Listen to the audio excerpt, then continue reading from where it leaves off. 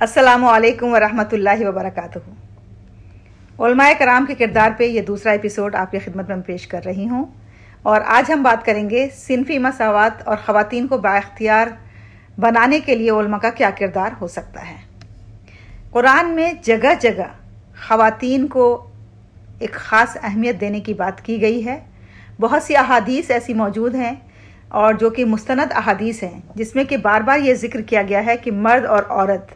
दोनों बराबर हैं और कुरान ने, इस्लाम ने दोनों को बराबर के हुकूक दिए हैं। उलमाए कराम इस्लाम पे मबनी जो मसावात है उसको उजागर करते हैं अपने खुतबों के ज़रिए, अपनी तकारीर के ज़रिए। वो तारीख़ की मिसालें भी पेश करते हैं कि हुज़ूर अकरम सल्लल्लाहु अलैहि वसल्लम के ज़माने में किस तरह ख़वातीन बाइख्तियार थीं, किस तरह ख़वातीन से मशवरे लिए जाते थे और वो ज़िंदगी के हर मैदान में नज़र आती थी, यहाँ तक कि वो जंग में भी नज़र आती थीं। इसके अलावा जो बहुत सी गलत फहमियाँ हैं ख़वातीन के हुकूक़ को लेके, उलमाए कराम उन गलत फहमियों का इज़ाला करते हैं। वो बताते हैं कि ऐसा नहीं है कि औरत एक सेकेंड ग्रेड सिटीज़न है या सेकेंड ग्रेड सिनफ है जिसको कि सिर्फ़ और सिर्फ शौहर की इताअत के लिए या फिर किचन में काम करने के लिए या बच्चों की तरबियत के लिए पैदा किया गया, बल्कि ये काम तो उसके हैं, इसमें कोई डाउट नहीं है, लेकिन उसे पूरे इख्तियार के साथ एक बहुत बाइज़्ज़त तरीक़े से घर में रहते हुए इन तमाम फ़राइज़ को अंजाम देना है। उलमाए कराम इस बात पे भी ज़ोर देते हैं कि इंसाफ का क्या तकाज़ा है। इंसाफ का तकाज़ा ये है कि मर्द और औरत दोनों ही बराबर के हुकूक़ के हकदार हैं और अगर दोनों में से किसी से भी कोई गलती होती है तो दोनों बराबर के ही सज़ा के हकदार भी हैं। इसके अलावा अगर हम देखें तो तारीख़ में बहुत सी ऐसी ख़वातीन हैं जिनको हम तारीख़ साज़ ख़वातीन कह सकते हैं, जिन्होंने तारीख़ में अपना एक मकाम पैदा किया है, जिन्होंने मुख्तलिफ़ असनाफ़ में अपने सलाहियतों को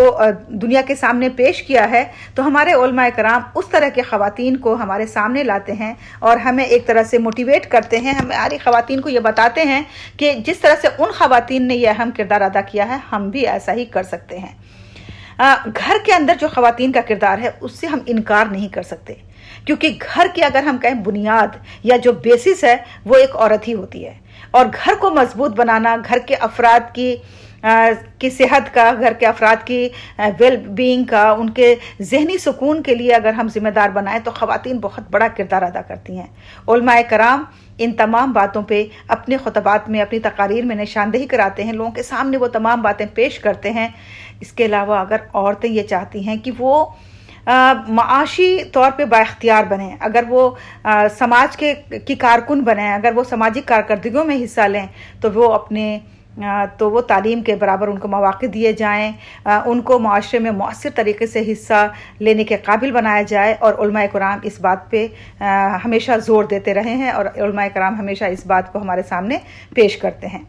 तो देखिए, इस्लाम ने जो कुछ भी ख़वातीन के सिलसिले में बातें कही हैं या जो भी अहकामात दिए हैं, उलमाए कराम ये इंश्योर करते हैं कि वो तमाम अहकाम दुनिया के सामने आ सके और ख़वातीन को जो उनका मकाम है वो मकाम उन्हें मिल सके।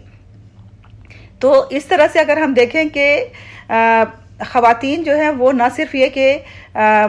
कुछ घरेलू काम के लिए हैं, बल्कि ख़वातीन पूरे समाज के मेमार के तौर पे कही जा सकती हैं और पूरे समाज में उनको अपने किरदार को अदा करना है। उलमाए कराम हमेशा औरतों की भी हिमायत करते हैं मर्दों के साथ साथ, क्योंकि ये इल्ज़ाम लगाया जाता है कि हमेशा मर्दों की हिमायत की जाती है, औरतों को पसे पुश डाल दिया जाता है। ये बात हकीकत में मबनी नहीं है।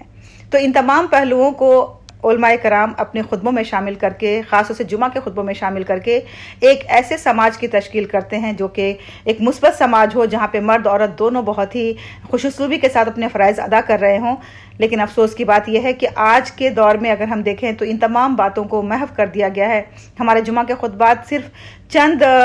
अहकामात पे, यानी कि नमाज, रोज़े, हज, ज़कात, इन्हीं पे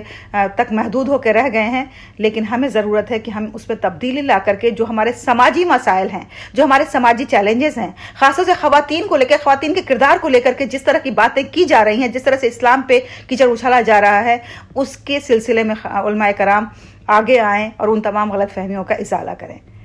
बहुत बहुत शुक्रिया आप सबका। इंशाल्लाह आपसे फिर मुलाकात होगी अगले एपिसोड में।